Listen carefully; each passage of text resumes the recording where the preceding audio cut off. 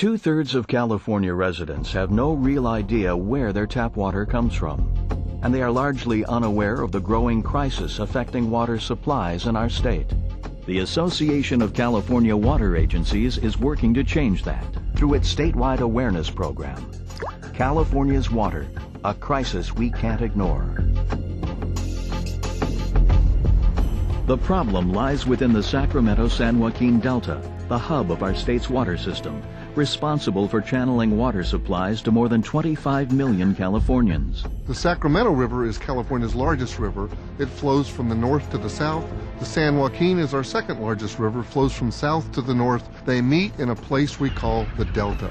It consists of thousands of miles of mostly inadequate levees that keep the water in the Delta away from the land, which is almost all located below sea level. A major catastrophe in the Delta, like an earthquake or a Katrina-like flood, could wipe out California's water supplies that are coming from the Delta for a period of up to 2 years, and that would be disastrous for the California economy. These problems are not academic. It's a matter of when, not if, we're going to have a major failure in the Delta. There are only two kinds of levees. There are those that have failed in the past, and there are those that are going to fail in the future. In addition to the Delta's shaky condition, other troubling factors have combined to impact California's water future. Climate change carries with it almost a certainty that we're going to see a warmer environment in California. And of course, that's going to affect the California snowpack. Drought is definitely a part of our climate here in the West. And we'll have to contend with drought in a warmer climate, a climate in which springs essentially end earlier, summers start earlier, our warm, dry season becomes more acute and lasts longer. It's another part of the climate change future that is a huge challenge to water resources, to our drinking water, to the water that grows our crops. What's more, our statewide capacity for storing and delivering water supplies is falling far behind the needs of a growing population.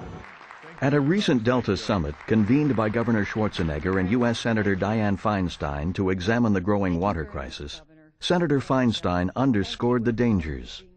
The probability of a big earthquake over 6.7 is 75% in the next 30 years. And if that were to happen, there are all indications that the Delta could collapse, the water would be gone, there'd be no water for drinking, there'd be no water for agriculture, there'd be no water for fish, marsh, ecosystems. Aging Delta infrastructure now threatens surrounding natural environments. In fact, a federal court recently ordered a massive reduction in Delta water to 25 million Californians, potentially the largest reduction in California history, to help shelter an endangered fish species.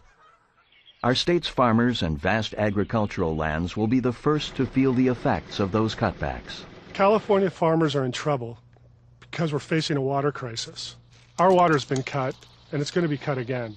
The Sacramento Delta is the hub of our state's water delivery system, and it's broken. And if you don't rebuild the system over the span of decades since the last time it was built, you just can't assume that that food's going to be there.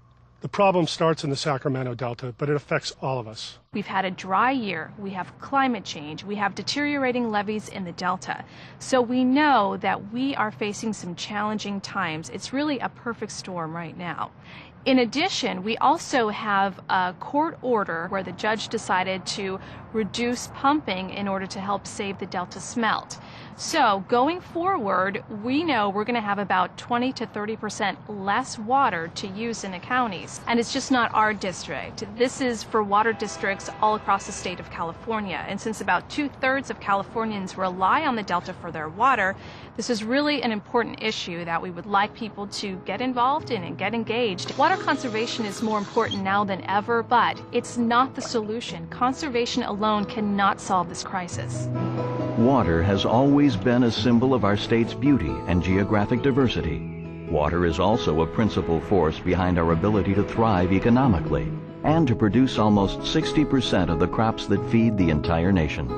Today, protecting this most precious of resources is one of our state's greatest challenges.